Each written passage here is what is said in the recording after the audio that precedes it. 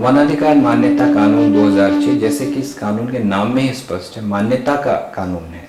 इसका मतलब ये है कि समाज का जंगल पर पहले से अधिकार रहा है परंपरा से, और उन अधिकारों को मान्य किए जाने के लिए ये कानून बनाया गया है। वनाधिकार मान्यता कानून वन निर्भर समुदायों के ऊपर हुए ऐतिहासिक अन्याय को खत्म करने या मिटाने की बात करता है। तो ये ऐतिहासिक अन्याय क्या रहा है? तो सबसे पहले तो ये कि इस देश में अंग्रेज़ों के समय जो कानून बनाया गया, भारतीय वन कानून, जिससे एक ही झटके में सारे जंगल सरकारी हो गए, बगैर अधिकारों के को मान्य किए कि उसमें जो रह रहे हैं या उस पर जो निर्भर लोग हैं उनके क्या अधिकार। ये पहला ऐतिहासिक अन्याय था।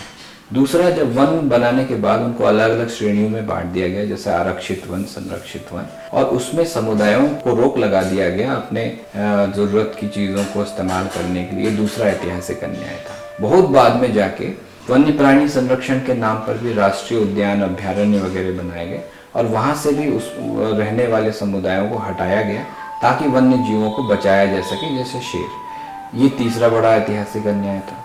इसके बाद जब भी इस देश में विकास परियोजनाओं के नाम पर वन भूमि की भी ज़रूरत पड़ी, उनका डाइवर्जन किया गया, लेकिन उस पर जो लोग निर्भर थे या उनकी खेती बाड़ी थी, उनके अधिकारों को माने बगैर ये डाइवर्जन किया गया, और उनको फिर उस जगह से विकास के नाम पर विस्थापित किया गया, उनको हटना पड़ा बगैर किसी मुआवजे के। ये एक बड़ा ऐतिहासिक अन्याय था।